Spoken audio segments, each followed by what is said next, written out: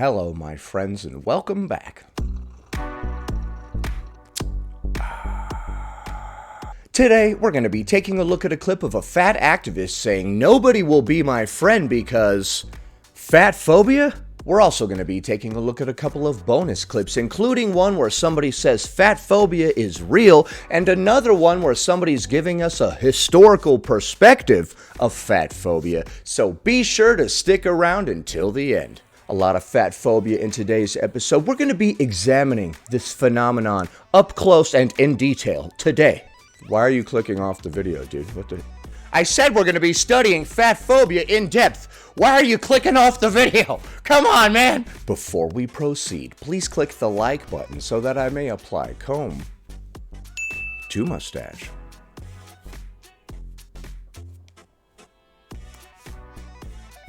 You know, I have talked about how hard it is to date as a plus-size woman, and a lot of us have talked about fat phobia when it comes to, romantic relationships. But I think we need to have a conversation about fat phobia when it comes to making friends.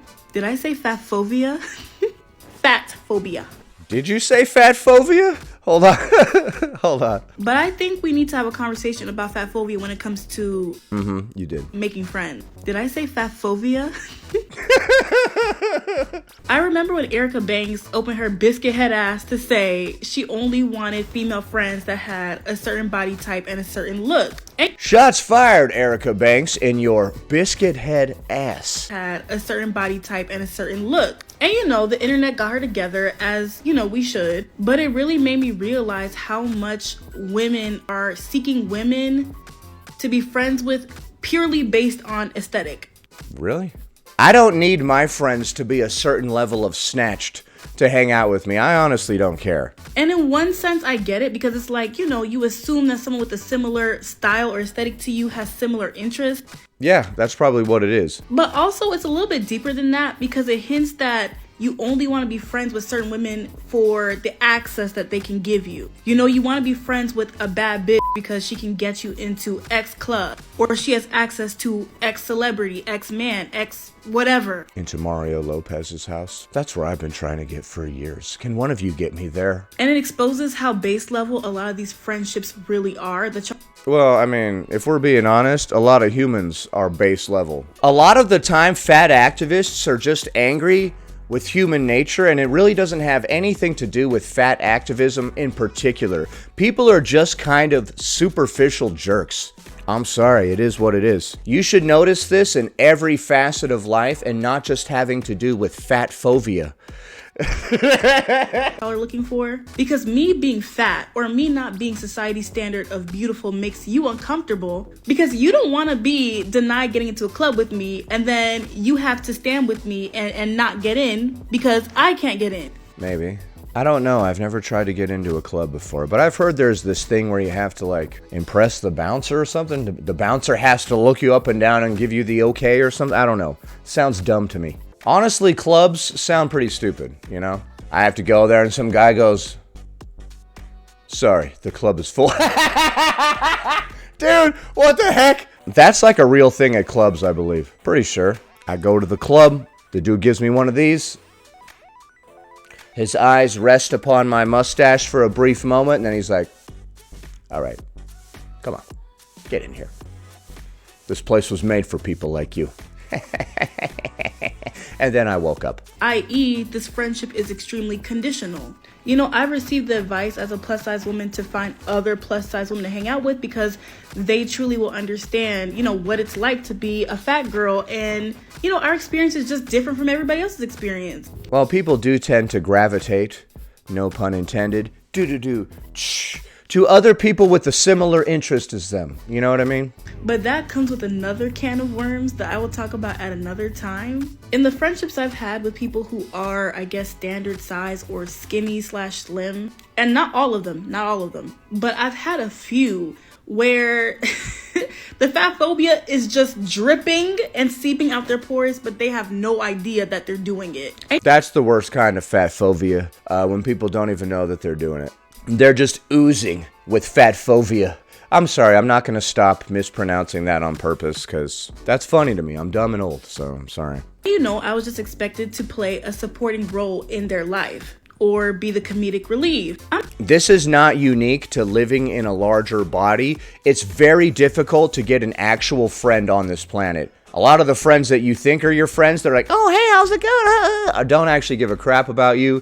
They're just total narcissists that are hanging around you because they want you to pay attention to them. You'll notice this because anytime you start to talk about yourself, they steer the conversation back towards themselves and what they're going through and this, that, and the other thing. We already listened to you talk about your thing, Becky, and I actually listened. And now when I start talking about me, you start steering it back towards your thing. So many people are like that, dude. That's why I don't really care about looks. I care about genuine people. I'm sorry, but as a grown-ass woman, like, nobody is going to make me feel like I'm the ugly friend or I'm a second-class citizen. Like...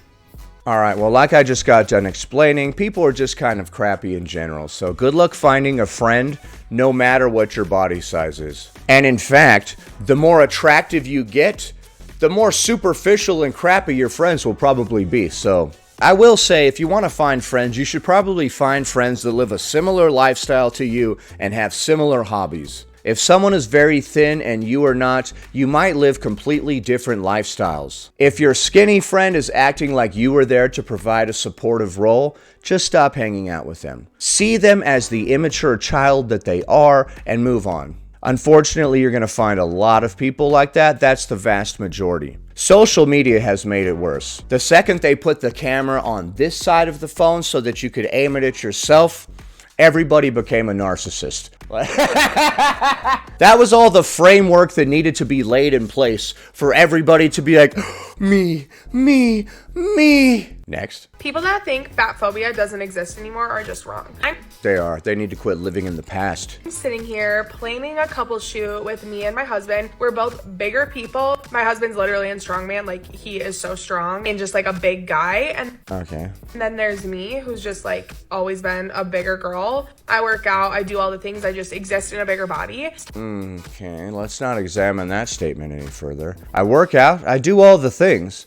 I just exist in a bigger body. And your husband is really strong, but he also exists in a bigger body. All right, so you guys don't know how to eat. Talking to my stylist for our styled shoot, and she was like, we should do something fun. We should do something with like your favorite food, and we can do like a cute little shoot around that. And I'm like, girl, do you realize how much hate 2 plus size people would get for eating at a photo shoot? Is this your wedding, or is this the naysayer's wedding?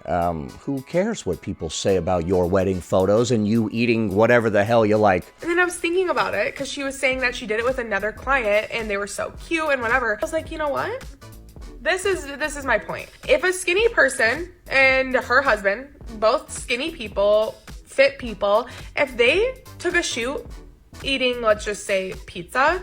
The caption said, if they took a shoe eating pizza. Took a shoot eating, let's just say, pizza. Society would be like, that's cute. Like, oh, we should do that. That's so cute. If I saw people take a shoe and start eating pizza, I don't know how cute I would think that was. I would be like, oh man, this is weird. But if you saw me and my husband, 2 big people, you'd be like, they're fat. This is why they're fat. This is all pure speculation, of course. You don't know what people would say or what they would do. You're just projecting your insecurities. When you talk about what other people will think of you doing X, Y, or Z, you don't know. You're just projecting your own insecurities. Nobody's gonna like it when I comb this mustache. Nobody cares that I'm combing that mustache. I'm just very insecure about people seeing me comb this mustache. I wasn't combing a mustache. What? Hey, is that guy combing a mustache over there? Ah! Oh, look, they're always eating. This is why they're fat. If me and my husband were to like slurp a spaghetti together, somebody would come along and karate chop it down the middle and be like, not you, not you. You're living in a larger body, both of you.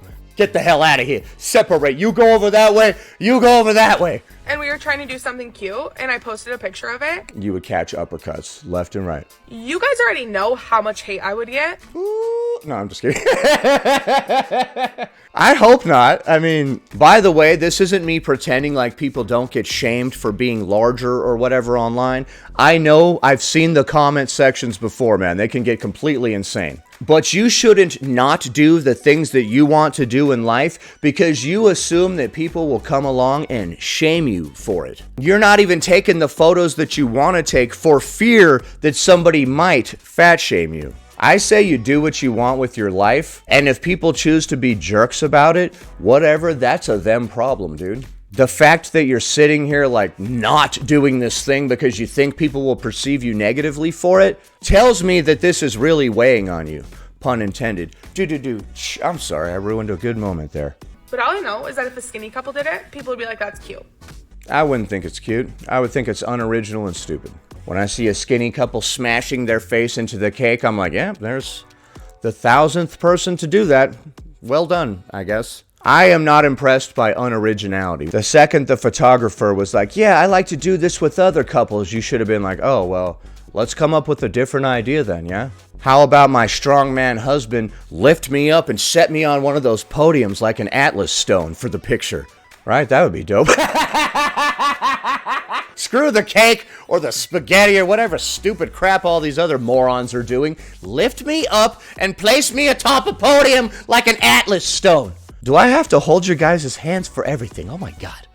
Next, a historical perspective of fat phobia. It's about time. There's nothing I really enjoy more than analyzing the things I'm passionate about in a historical and anthropological lens. I studied anthropology and French at my time in undergrad, and I really am very grateful for the opportunity that I had to study those disciplines because it's really given me a great, I feel like, perspective about history and trends and the ways that society works. In the context of body shaming and fat phobia and Fat phobia. Say it right. body positivity, it's been really interesting for me personally to For me. think about body trends throughout history because, you know, fat phobia is nothing new, Body trends throughout history. What the hell does that mean? but there's just been different iterations of it. I personally believe that the fat phobia that we have seen in the media and in society, as at least for my generation, we're growing up, for me, early, mid For me. 2000s, I feel like I saw a lot of that, and the legacy of that fat phobia has been handed down from what I believe is Damn, that claw hand of redemption is strong in this one. kind of the boomer generation. I haven't thought before the boomer generation. The more courses somebody has gone through in college, the more their hand begins to close and become the crab claw of redemption, and they start speaking like this. I'd love to kind of look into what really started this trend, because I know it's nothing new, but I feel like it's my grandma's generation who really started to shame other people for having different bodies. Yeah, I have noticed with the older generation that they're a lot more likely to make fun of you or each other for their weight or their body or whatever. If you look at the magazines and stuff from that era, I think you'll see why. And I just specifically am thinking on a personal, anecdotal level of my grandmother and all the things that I heard her say growing up when she would talk about other people's bodies at the beach and how terrible they looked, or that I need to watch what I'm eating so I don't get fat. Yeah, and she was probably 80 years old when she was talking about how bad everybody's body at the beach was. So you should have said, Grandma, shut the fuck up. Oh my god, look at all those fat people at the beach! Grandma, you look like a bag of bones, shut the fuck up. Oh, how dare you! This is why I put your mother up for adoption, you piece of garbage! Grandma, that's it, you've gone too far this time! Ah, you old bag! Ah! God, what are you doing? I'm old, you idiot! Oh my god, these family reunions are getting bad, huh?